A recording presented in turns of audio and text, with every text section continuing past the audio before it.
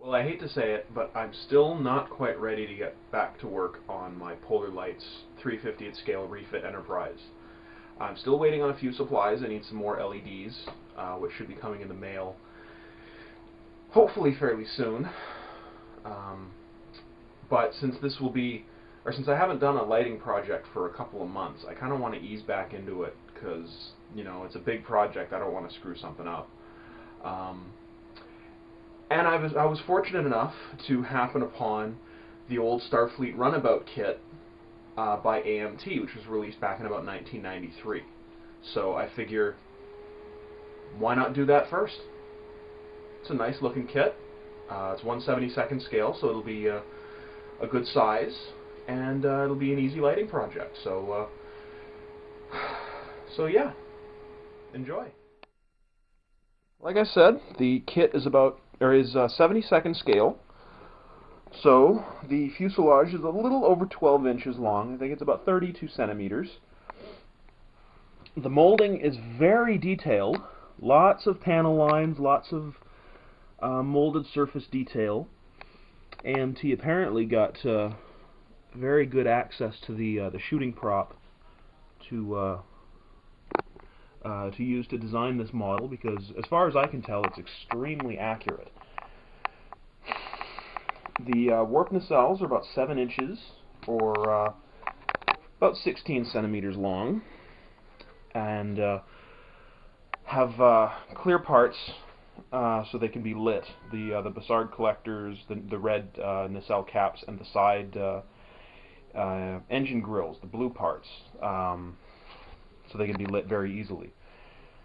There's also additional parts you can see here for an optional, they call it the roll bar. Now they've been a little inconsistent on the show with just what this roll bar is for. Supposedly it's a sensor platform, but other times it's been used as a weapons platform. So according to the documentation with the kit, it says it's a sensor platform, so that's what I'm going to go with. Now, as to whether or not I'm actually going to include it with the model, I'm not quite sure. Not a whole lot in the way of parts. It's fairly simple to construct. These are some of the additional detail parts, the pylons for the warp nacelles, as well as the housings for the impulse engines. And these are all the clear parts here. I apologize it's so dark. I'm filming in my bedroom and I have very few lights here, so it's not that easy to see. But there you might be able to see all the... there's lots of windows and the side grills for the nacelles, as well as the nacelle caps, etc., etc. It's not hugely complicated. Assembly, just basic assembly, should only take me 2 to 3 hours, but I want to do some modifications to accommodate lighting and whatnot. Plus, I'm considering fabricating a rudimentary interior for the ship for lighting purposes, so that since it is a very large-scale kit, with large open windows, with lighting inside,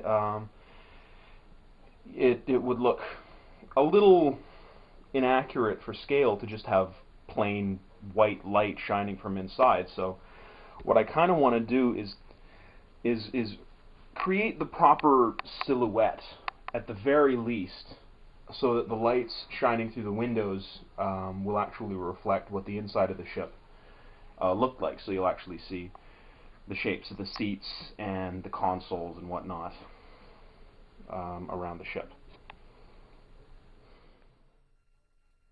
Instructions are fairly basic, just a one-sheet affair with 6 little diagrams, fairly standard for an AMT kit of that era. Particularly an AMT sci-fi kit. But since there are so few in the way of add-on detail parts, you probably wouldn't really even need the instructions that much, aside from painting and making sure that the windows all go in correctly and the decals, etc. So it should be a fairly simple, arrangement. And the on the other side here, you can see the decaling and paint guide. It's very comprehensive. There's a lot of subtle color variation across the entire ship. It's not just a straight uniform gray. There are parts of it that are white, that are dark gray, black, tan, all kinds of different colors. So it's going to be a fairly interesting masking process. I'll probably end up doing it similar to how I did my Klingon Bird of Prey. Start with one color, spray the whole thing, mask off whatever that portions are supposed to be that color, and then spray another coat, and then another coat, and mask again, and then another coat, and mask again, and then another coat, and mask again, until you get to the final top coat. So it ought to be an interesting challenge, and I'm looking forward to it. Last but not least, the decal sheet. It's fairly simple. Has 4 Starfleet pennants for the side of the ship, as well as markings for 3 different runabouts: the Rio Grande, the Yangtze Kiang, and the Ganges.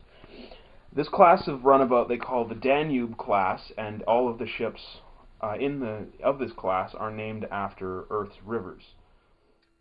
Well, it's a nice looking kit, and I'm looking forward to getting started on it.